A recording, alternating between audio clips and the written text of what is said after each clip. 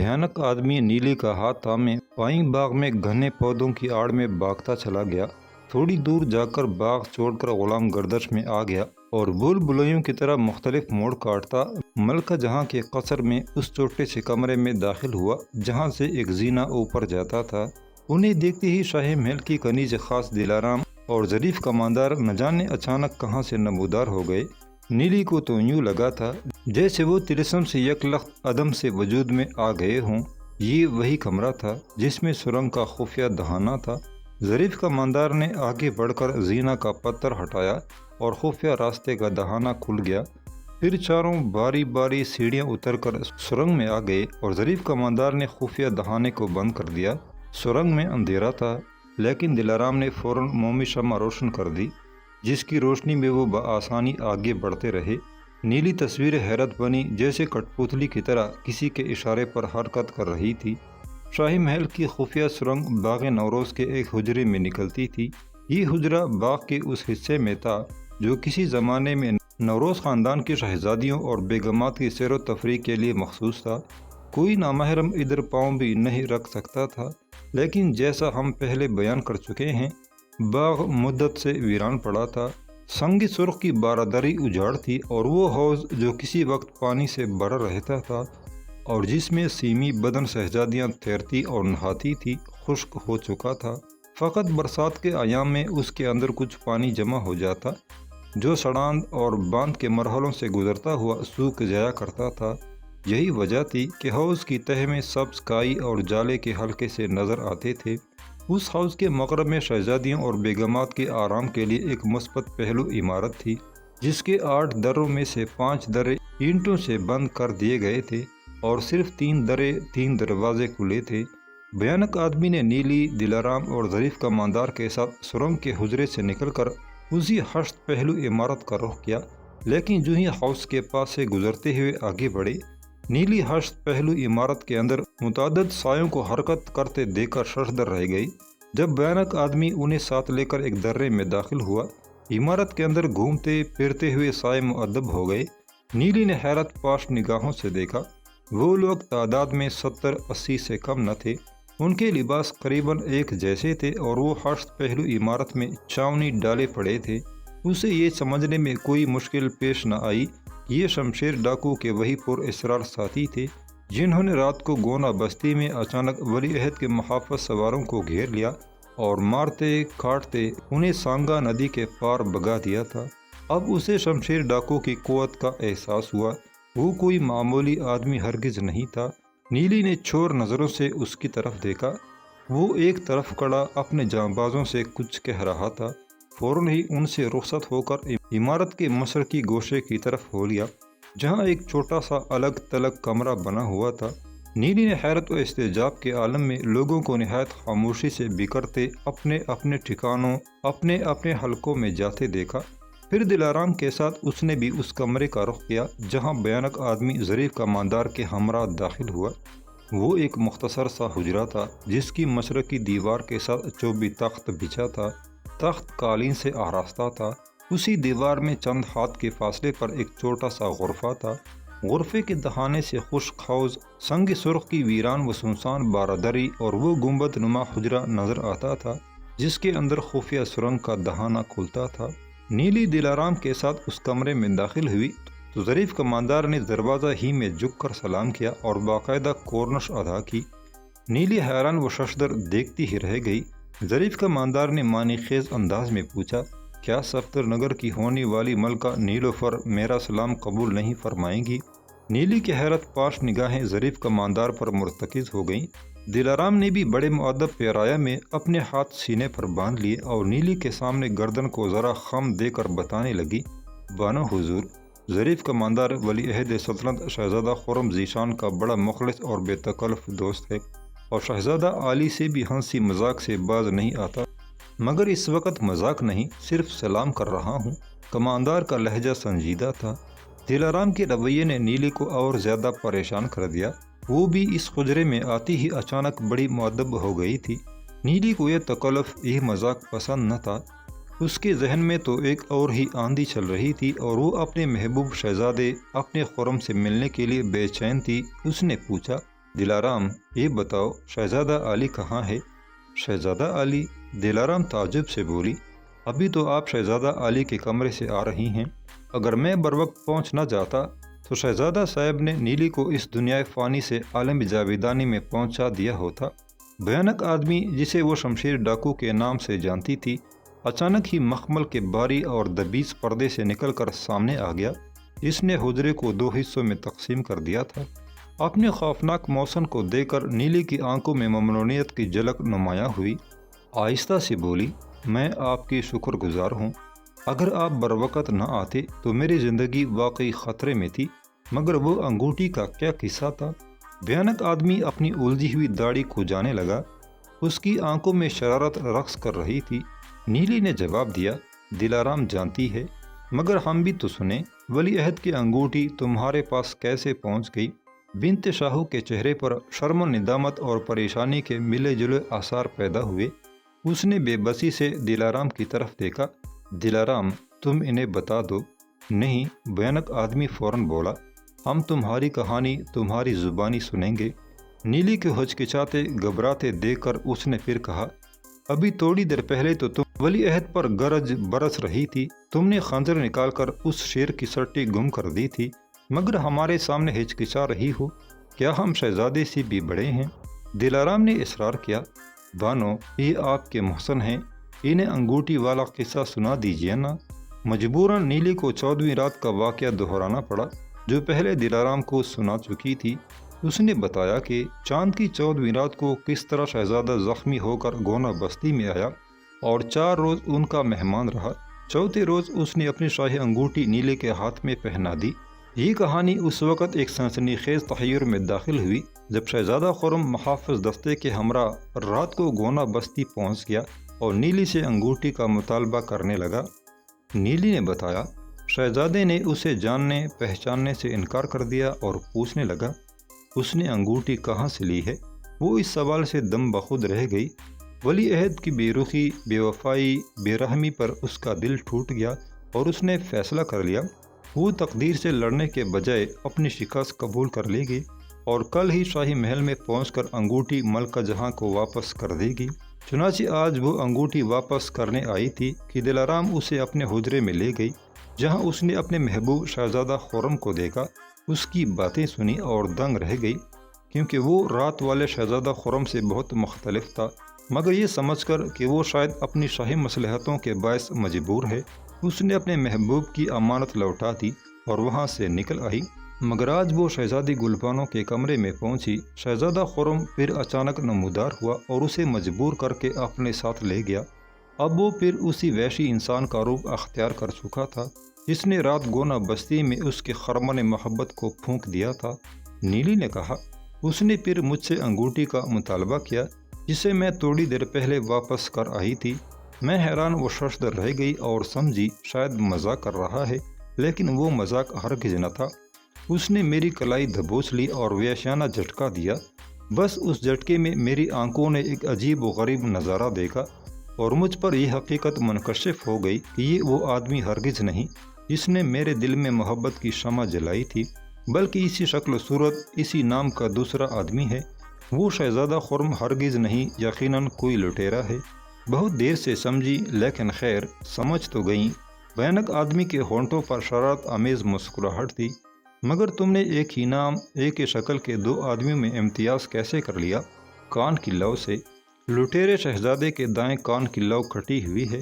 اس انکشاف پر دلارام اور ظریف کماندار ششدر رہ گئے۔ اپنی کہانی سنانے کے بعد نیلی پھر دلارام سے مخاطب ہوئی، تم بتاتی کیوں نہیں شہزادہ علی کہاں ہے؟ یہیں ہے، آ جائیں گے۔ کب آ جائیں گے؟ نیلی بضد ہو کر بولی، وہ جہاں بھی ہوں مجھے ان کے پاس لے چلو۔ مگر شہزادہ خرم سے کیوں ملنا چاہتی ہو؟ بھیانک آدمی نے کہا، جب تم اس سے ترک تعلق کر چکی، محبت کا تحفہ لوٹا چکی، تو اب خرم سے کیا کام؟ میں نے غلط فہمی میں ان کا دل دکھایا ہے، معافی مانگنا چاہتی ہوں، مگر مجھے تو اطلاع ملی ہے جب سے تم نے انگوٹھی واپس کی اور روٹ گئی ہو، شہزادہ خرم نے اپنے دوستوں سے بھی ملنا جلنا چھوڑ دیا ہے، دنیا ترک کر دی، نہ جانے کہاں گوشہ تنہائی میں بیٹھا تڑپ رہا ہوگا۔ میرا خیال ہے تم شہزادہ خرم کو اس کے حال پر چھوڑ دو، اسے بھول جاؤ۔ نہیں، ایسا کبھی نہیں ہو سکتا۔ یہ کہہ کر نیلی نے دلارام کو جھنجھوڑ دیا اور کپ کپاتی آواز میں بولی، دلارام، خدا کے لیے مجھے شہزادہ خرم کے پاس لے چلو، وہ مجھے ضرور معاف کر دیں گے۔ دلارام نے کوئی جواب نہ دیا، مگر بھیانک آدمی نے پھر سوال کر دیا، تو کیا تم نے جھوٹ موٹ کا ترک تعلق کیا تھا؟ نیلی کے پلکوں پر آنسوں کے قطرے لرزنے لگے۔ یہی اس سوال کا جواب تھا۔ بنت شاہو کی بے چینی، بے قراری اور تڑپ دیکھ کر ظریف کماندار کے ہونٹوں پر عجیب سی مسکراہٹ نمودار ہوئی اور وہ بھیانک آدمی سے مخاطب ہو کر کہنے لگا، اب بانوں کو زیادہ پریشان نہ کیجیے شہزادہ علی۔ یہ کہہ کر اس نے اچانک ہاتھ بڑھا کر بھیانک آدمی کی داڑھی پکڑ لی اور اسے ایک جھٹکے سے کھینچ لیا۔ وہ کہتا ہی رہا، ارے گستاخ، بدتمیز، داڑھی کے توہین کر رہے ہو۔ مگر ظریف کماندار نے ایک نہ سنی۔ بھیانک آدمی کی خوفناک گھنی داڑھی اس کے ہاتھ میں لٹک رہی تھی اور نیلی کے سامنے شہزادہ خرم ذیشان کھڑا تھا، اس کا محبوب۔ یہ تماشا دیکھ کر حیران و ششدر رہ گئی۔ ظریف کماندار نے فوراً دلارام کا ہاتھ پکڑا اور یہ کہہ کر کہ قربان نت شوم، ذرا بات تو سنو، اسے باہر کھینچ کر لے گیا۔ شہزادہ خرم کے لبوں پر تبسم دیکھ کر نیلی کے دل میں بجھے چراغ پھر جل اٹھے، محبت کے کنول پھر کھل اٹھے، ہونٹوں کے گوشے پڑپڑانے لگے۔ شہزادہ علی، اور لپک کر اس کے بازوں میں سما گئی۔ ولی عہد نے مسکرا کر کہا، شہزادہ علی نہیں، خرم۔ اس نے نیلی کی ٹھوڑی پکڑ کر چہرہ اوپر اٹھایا تو اس کی آنکھوں سے آنسو رواں تھے، سرخ سرخ نتنے گلاب کی پنکھڑی کی مانند پڑک رہے تھے۔ خرم حیران ہو کر بولا، پگلی، یہ رونے کا کون سا مقام ہے؟ بنت شاہو گلوگیر آواز میں کہنے لگی، آپ نے مجھ سے حقیقت کیوں چھپائی؟ صاف صاف کیوں نہ بتا دیا کہ آپ کی عدم موجودگی سے فائدہ اٹھا کر جب آپ گونا بستی میں ٹھہرے ہوئے تھے، آپ کا ایک ہم شکل تخت و تاج کا دعویدار بن بیٹھا ہے۔ خرم نے حیرت آمیز مسکراہٹ سے کہا، ارے تم تو سب کچھ جانتی ہو، مگر یہ بید مجھ پر آج ہی کھلا ہے، ورنہ یہی سمجھتی رہی آپ نے محبت کے نام پر میرے ساتھ ایک خوفناک مذاق کیا تھا، کھلونا سمجھ کر مجھ سے کھیلنا چاہا تھا۔ میں غریب جو تھی۔ خرم نے نیلی کے آنسو پہنچتے ہوئے پیار بھرے لہجے میں کہا، نیلی، کیا میں اتنا ہی ظالم نظر آتا ہوں؟ تم نے میری محبت پر، میری وفا پر یقین کیوں نہیں کیا؟ پھر خود ہی کہنے لگا، لیکن اس میں تمہارا بھی کیا قصور؟ حالات نے شکل ہی ایسی اختیار کر لی تھی، میرے دشمن نے کھیل ہی ایسا کھیلا کہ تم تو کیا امی حضور تک دھوکہ کھا گئیں، اور اس کی شکل حیرت انگیز طور پر مجھ سے ملتی ہے، اور اسی شکل کی وجہ سے اس نے مجھے سلطنت اور محبت سے بے محروم کر دینا چاہا۔ نیلی کا ہاتھ تھام کر وہ چوبی تخت پر بیٹھ گیا اور بتانے لگا، گونا بستی سے واپسی کے بعد جب وہ اسے سردار شاہو کے ساتھ سرائے شہریار میں چھوڑ کر نکلا تو سرائے کے منتظم دارا بھی کی زبانی پتہ چل گیا تھا کہ شہزادہ خرم کو صفدر نگر میں آئے تو 4 روز ہو چکے ہیں اور شہر میں اسی کی آمد پر چراغاں ہو رہا ہے۔ پھر اس نے بتایا، وہ دوسرے دن دربار جشن میں پہنچا جہاں نیلی کو رقص کرنا تھا، تو یہ دیکھ کر تصویر حیرت بن گیا کہ ہو بہو اس کا ہم شکل ولی عہد بن کر ملکہ جہاں کے پہلو میں بیٹھا تھا۔ قدرت کے اس بھیانک مذاق پر جو کیفیت ہوئی اس کا اندازہ بلا کون لگا سکتا ہے، لیکن اسی روز وہ اپنے دوست ظریف کماندار کی جاگیر پر پہنچ گیا اور اسی رات نے شہزادہ خرم سے شمشیر ڈاکو کا روپ دھار لیا، کیونکہ اس کا ہم شکل دراصل سانگا ندی کا خوفناک لٹیرا شمشیر ہی تھا۔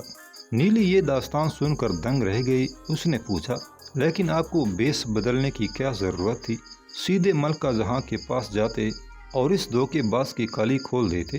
خرم نے بتایا، اگر وہ اپنی اصل شکل کے ساتھ محل میں داخل ہوتا تو ملکہ جہاں تک پہنچنے سے پہلے ہی قتل کر دیا جاتا، کیونکہ شمشیر نے اس کے ہم شکل ڈاکو کی کہانی تراش کر اس کی ہلاکت کا جملہ انتظام پہلے ہی کر لیا تھا۔ اگر وہ کسی طرح ملکہ جہاں تک پہنچ بھی جاتا تو وہ ڈاکو جو اپنی شکل سے فائدہ اٹھا کر صرف سلطنت پر قبضہ کرنے آیا تھا، اپنے 50 ساتھیوں کے ساتھ نہ صرف محل پر قبضہ کر لیتا بلکہ ملکہ اور شہزادی گلبانو کے علاوہ نوروز خاندان کے دیگر افراد کی زندگیاں بھی خطرے میں پڑ جاتی، اور کیا عجب وہ انہیں قتل ہی کر دیتا۔ سلطان مرحوم کی ایک معمر چچی اور 2 بہنیں اپنے کنبوں سمیت شاہی محلات کی 4 دیواری کے اندر مقیم تھی، جنہیں نوروز خاندان میں بڑی اہمیت حاصل تھی۔ علاوہ ازیں ملکہ جہاں کے چند عزیز بھی انہی قصروں میں آباد تھے جو جنوب کی جانب قصر گلریز سے ملحق تھے۔ خرم نے انکشاف کیا، نوروز خاندان کے 9 مرد، 11 خواتین اور 13 بچے خطرے میں تھے۔ جن میں ان کے رشتے کے بائی بھی شامل تھے۔ ان کی زندگی بچانے کی خاطر مجبوراً اسے ایک نیا راستہ اختیار کرنا پڑا اور شمشیر ڈاکو کا روپ دھارنا پڑا۔ اب نیلی کو پتہ چلا اس کے محبوب شہزادے کو کیسی کیسی پریشانیوں کا سامنا تھا اور اس نے کس ہوشیاری کے ساتھ شمشیر کا فریب اسی پر الٹ دیا تھا۔ خرم نے بتایا وہ اپنے دشمن کو ذہنی طور پر حواس باختہ کر چکا ہے، بہت جلد اسے زندہ گرفتار کر لے گا۔ ہاں، وہ اسے زندہ ہی گرفتار کرنا چاہتا ہے، صرف ہلاکت ہی مقصود ہوتی تو کبھی کا ہلاک کر چکا ہوتا۔ اسی لمحے دروازے پر کھٹکا ہوا، پھر ظریف کماندار کی آواز سنائی دی، با ادب، با ملاحظہ ہوشیار۔ ظریف کماندار خلوت کو جلوت میں بدلنے اور رنگ میں بنگ ڈالنے کے لیے حاضر خدمت ہو رہا ہے۔ اس آواز کے ساتھ ہی کماندار دلارام کا ہاتھ تھامے اسے قریباً گھسیٹتا ہوا کمرے میں داخل ہوا۔ خرم اور نیلی مسکرا کر رہ گئے۔ اس نے آتی ہی خبر سنائی، شہزادہ علی، ولی عہد بہادر نے حکم صادر کیا ہے کہ شاہی محل کی کنیز خاص دلارام اور اس کی خالہ زاد عبد المنان کو فوراً حاضر کیا جائے۔ خرم کے ہونٹوں پر مسکراہٹ فوراً کافور ہو گئی، پھر فیصلہ کن لہجے میں بولا، فی الحال محتاط رہو۔ وہ اپنی شکست و ناکامی کا غصہ دلارام پر اتارنا چاہتا ہے، بھیڑیے کو اپنے زخم چاٹنے دو۔ شمشیر کی حالت فی الواقع بہت ابتر تھی۔ وہ یوں محسوس کر رہا تھا جیسے تقدیر اس کے خلاف صف آرا ہو چکی ہے۔ تھوڑی دیر پہلے جب اس کا پر اسرار دشمن نیلی کو لے کر پائیں باغ کے دریچے سے فرار ہوا، چند ساعتوں کے لیے اس کے ہوش و حواس تک جواب دے گئے تھے، پھر سنبھلا اور بڑی پھرتی سے باہر بھاگا تھا، لیکن پائیں باغ میں اسے کوئی سایہ بھی نہ مل سکا تھا۔ اس نے اپنے 3 شمشیر زنوں کی لاشیں کمرے خاص ہی میں منتقل کر دی تھی، جہاں پہلے ہی تیمور کی لاش اس کے منصوبے کا مضحکہ اڑا رہی تھی۔ شمشیر کے 50 ساتھیوں میں سے 20 ختم ہو چکے تھے، جن میں 2 اس کے بہترین نائب، اس کے دماغ اور بازو سمجھے جاتے تھے۔ لاچی خان اور تیمور صرف 8 پہر کے اندر یک کے بعد دیگرے کٹ چکے تھے۔ اب وہ ذہنی طور پر مفلوج ہو چکا تھا۔ شمشیر کے ساتھ اس کے دونوں شمشیر زنوں کے رنگ بھی اڑ گئے تھے، جنہوں نے اپنے 3 ساتھیوں کی لاشیں پائیں باغ میں اٹھا کر کمرے خاص میں پہنچائی تھی اور اس وقت شمشیر سے چند قدم کے فاصلے پر اس کے نئے حکم کے منتظر تھے۔ بالخصوص تیمور ایسے بہادر کی موت نے انہیں خوفزدہ کر دیا تھا۔ شمشیر اپنے ساتھیوں کی لاشوں کو ٹھکانے لگانے کے مسئلے پر غور کر رہا تھا۔ شاہی محل سے یکے بعد دیگرے 4 لاشوں کا نکلنا کوئی معمولی واقعہ نہیں تھا۔ ہر طرف چہمگویاں ہوتی اور بات ملکہ جہاں تک پہنچ جاتی۔ وہ چاہتا تھا کوئی ایسی ترکیب کرے کہ لاشیں یا تو کہیں پائیں باغ ہی میں گڑھا کھود کر دفن کر دی جائیں یا انہیں کسی عقبی راستے سے چپ چاپ محل سے باہر نکال دیا جائے، مگر یہ اس کے بخت واژگاں کی نحوست ہی تھی۔ ابھی کوئی فیصلہ نہ کر پایا تھا کہ اچانک کمرے کا دروازہ کھلا اور ملکہ جہاں ہوا کے تیز جھونکی کے مانند اندر داخل ہوئی۔ شگوفہ اس کے ساتھ ہی ساتھ اندر پہنچی۔ چند قدم کے فاصلے پر پیچھے پیچھے شاہی محل کا داروغہ خوبصورت بیگ 5 مسلح محافظوں کے ہمراہ چلا آتا تھا۔ ملکہ جہاں کو دیکھتے ہی شمشیر یوں اچھل کر کھڑا ہو گیا جیسے کسی انتہائی زہریلے سانپ نے ڈس لیا ہو۔ چہرے کا رنگ اور پیلا پڑ گیا، ذہن میں بونچھال سا آ گیا، ہونٹ ترترائے۔ امی حضور، آپ؟ ملکہ جہاں جواب دیے بغیر تیزی سے آگے بڑھی اور ٹھیک تیمور کی لاش سے صرف 2 قدم پر رک گئی۔ شمشیر زنوں کی لاشیں اس سے پرے قطار میں رکھی تھی۔ ملکہ جہاں نے چاروں لاشوں کو دیکھا۔ اس کی نگاہوں میں حیرت ضرور تھی مگر خوف ہرگز نہیں تھا۔ پھر اس نے شمشیر کی طرف نظر اٹھائی اور غصے و تحکم سے بولی، خرم، یہ میں کیا دیکھ رہی ہوں؟ شمشیر کے عیار دماغ نے فوراً ایک کہانی تراش لی اور بتایا، محافظ دستے کی یہ 3 شمشیر زن اپنے افسر تیمور سے باغی ہو گئے تھے۔ انہوں نے جوش میں تلواریں کھینچ لی اور نتیجہ ان چاروں کی ہلاکت کی صورت میں ظاہر ہوا۔ اور یہ لڑائی تمہارے کمرے میں ہوئی تھی؟ جی ہاں، میں نے تھوڑی دیر پہلے تیمور کو بلایا تھا، ابھی وہ مجھ سے گفتگو کر رہا تھا کہ یہ تینوں تلواریں سونتے داخل ہوئے۔ شمشیر نے صاف جھوٹ بولا۔ خوب، ملکہ جہاں مضحکہ سا اڑاتے ہوئے کہنے لگی، محافظ دستے کے سپاہیوں میں یہ حوصلہ کب سے پیدا ہو گیا کہ وہ تلواریں سونتے ولی عہد کے کمرے خاص میں داخل ہونے کی جرأت کریں؟ شمشیر بغلیں جھانکنے لگا۔ اس کے پاس ملکہ کے سوال کا کوئی جواب نہ تھا۔ ادھر شگوفہ حیران و دم بخود اس کے چہرے کی طرف دیکھے جا رہی تھی۔ شہزادہ صریح جھوٹ بول رہا تھا، مگر کیوں؟ جبکہ وہ ملکہ جہاں کو صحیح صورتحال سے آگاہ کر چکی تھی۔ آج کوئی لڑکی بھی تمہارے کمرے میں لائی گئی تھی؟ یہ سوال نو کی تلوار کی طرح اس کے دل میں چپ کر رہ گیا۔ اس کی نظریں دوڑ کر شگوفہ کے چہرے پر پڑیں اور وہ بھانپ گئی۔ اسے انتباہ کر دیا گیا ہے، اگر اس نے کسی سے گونا بستی کے سردار کی بیٹی کا تذکرہ کیا تو وہ زندہ نہ رہے گی، اور شگوفہ نے اس واضح حکم کی خلاف ورزی کر کے اس کے غرور کو للکارا تھا۔ پھر وہ ملکہ جہاں کی طرف متوجہ ہو گیا۔ وہ گونا بستی کے سردار شاہو کی بیٹی نیلی تھی، اس پر ایک الزام ہے اور اسی الزام کے سلسلے میں اسے طلب کیا گیا تھا۔ رات تم نے گونا بستی پر حملہ بھی کیا تھا۔ ملکہ کی زبان سے یہ الفاظ سن کر شمشیر کٹ کر رہ گیا، مگر جواب دینے کے بجائے اس نے منہ دوسری طرف پھیر لیا۔ اس کی خاموشی سے ملکہ سمجھ گئی اس کے سوال کا جواب نہیں دینا چاہتا۔ وہ اپنے بیٹے کی خودسری پر بے حد غمگین اور پریشان تھی۔ ہر آنے والا نیا دن ایک نئی کہانی بیان کرتا تھا۔ محسوس کر رہی تھی شوہر کی وفات کے بعد اس نے شہزادہ خرم پر جتنی محنت کی تھی وہ ضائع ہو چکی ہے۔ زندگی میں پہلی بار مایوس ہوئی تھی۔ خرم، تم پہاڑی قلعے سے جن نئے دوستوں کو ساتھ لے کر آئے ہو، مجھے ان پر پہلے ہی اعتماد نہیں تھا، آج ثابت ہو گیا۔ میرے خدشات درست تھے۔ تم نے ناقابل اعتبار اور سرکش آدمیوں کو اپنے محافظ دستہ میں جگہ دے کر ناعاقبت اندیشی کا مظاہرہ کیا ہے۔ میں آج ہی سپہ سالار رستم سے کہہ کر محافظ دستے کو بدل دوں گی۔ امی حضور، شمشیر جلدی سے پلٹا، اس کی آواز میں احتجاج تھا۔ مجھے افسوس ہے، میں تمہاری اس خودسری کو برداشت نہیں کر سکتی۔ تم کئی اہم باتیں مجھ سے پوشیدہ رکھتے اور جھوٹ بولنا سیکھ گئے ہو۔ شاہ محل کے پہرہ داروں کا افسر مجھے بتا چکا ہے، تیمور اپنے 5 ساتھیوں کے ہمراہ محل میں داخل ہوا تھا اور تم کہتے ہو 3 محافظ اس سے جھگڑنے کا ارادہ لے کر بعد میں آئے تھے۔ آخر تمہیں اس غلط بیانی کی ضرورت کیوں پیش آئی؟ شمشیر کے ماتھے پر پسینے کے قطرے ابھر آئے۔ کوئی جواب نہ دے سکا۔ جواب دیتا بھی ملکہ جہاں داروغ محلات خوبصورت بیگ سے مخاطب ہوئی۔ خوبصورت بیگ، جب تک نئے محافظ دستے کا تقرر عمل میں نہیں آتا، ولی عہد کی حفاظت کا فرض تمہارے سپرد کیا جاتا ہے۔ خبردار، کوئی آدمی ہتھیار لے کر شہزادہ خرم کے کمرے میں داخل نہ ہو۔ ان شمشیر زنوں کو فوراً رخصت کر دو اور یہ 4 لاشیں اپنی نگرانی میں دفن کرا دو۔ اس سلسلے میں کسی اور کو خبر نہیں ہونی چاہیے۔ تجہیز و تکفین کے معاملے میں پوری احتیاط ملحوظ رکھو۔ یہ کہہ کر ملکہ مڑی۔ اس نے شمشیر کو کچھ کہنے سننے کا موقع نہیں دیا اور کمرے سے نکل گئی۔ شگوفہ بدستور اس کے پیچھے لپکتی جپکتی چلی۔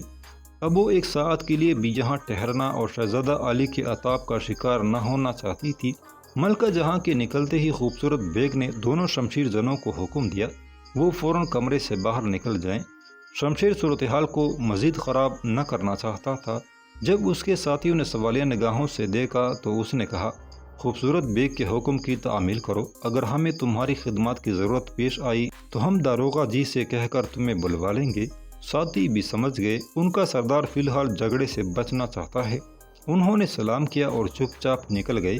خوبصورت بیگ نے اپنے مسلح محافظوں کو سمجھایا کہ لاشیں فصیل کے عقبی دروازے سے باہر پہنچا دیں اور اس کا انتظار کریں۔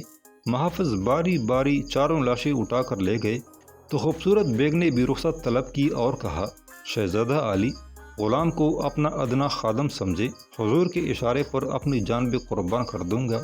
مجھے یہ دیکھ کر بڑا دکھ ہوا کہ محافظ دستے کے سپاہی برہنہ شمشیریں لے کر حضور کے کمرے میں داخل ہوتے ہیں، حالانکہ کسی شخص کو ہتھیار بند ہو کر قصر ذیشان میں قدم رکھنے کی اجازت نہیں۔ اگر حضور چاہتا تو کسی کو حکم دیا ہوتا، کیا مجال کہ کوئی پرندہ بھی پر مر جائے۔ شمشیر کا ذہن بے حد پراگندہ تھا۔ فی الواقع اسے ایک ایسی ہمدردی کی ضرورت تھی جو اس کے کمرے کی حفاظت کا فریضہ ادا کر سکے۔ اور اسرار دشمن نے دن دہاڑے شاہی محل میں داخل ہو کر اور اس کے دوسرے بازو تیمور کو کاٹ کر شمشیر کو نہ صرف بے دست و پا کر دیا بلکہ اس کے دل و دماغ پر دہشت بٹھا دی تھی۔ اب حیران و پریشان تھا اس نامعلوم دشمن سے اپنا پیچھا کس طرح چھڑائے۔ خوبصورت بیگ کی زبان سے ہمدردی اور وفاداری کا اظہار سن کر دل کو کسی قدر حوصلہ ہوا اور اس نے جواب دیا، ہمیں افسوس ہے، ہم آج تک تمہیں غلط سمجھتے رہے۔ خوبصورت بیگ، اگر تم ہمارا ساتھ دو تو ہم ایک بہت بڑی مصیبت سے نجات حاصل کر سکتے ہیں۔ مصیبت؟ حضور پر بلا مصیبت کیوں آئے؟ ہے ایک مصیبت، تم آج رات ہمیں ملو، ہم بتائیں گے تمہیں کیا کرنا چاہیے۔ اگر اس امتحان میں پورے اترے تو دربار جلوس میں تمہارا عہدہ بڑھا دیا جائے گا۔ خوبصورت بیگ کمر تک جھک گیا، غلام کی عزت افزائی ہوگی سرکار۔ اس کے بعد شمشیر نے داروغہ کو رخصت کر دیا اور خود کمرہ نشست میں آ کر کرسی پر گر پڑا۔ بڑی شدت کے ساتھ شراب کی ضرورت محسوس کر رہا تھا۔ ایک کنیز اس وقت بھی حاضری پر موجود تھی، لیکن اس نے خود ہی شراب کی سراہی نکالی، پیمانہ بھرا اور یکے بعد دیگرے کئی جام چڑھا گیا۔ یوں لگتا تھا جیسے برسوں کا پیاسا ہو۔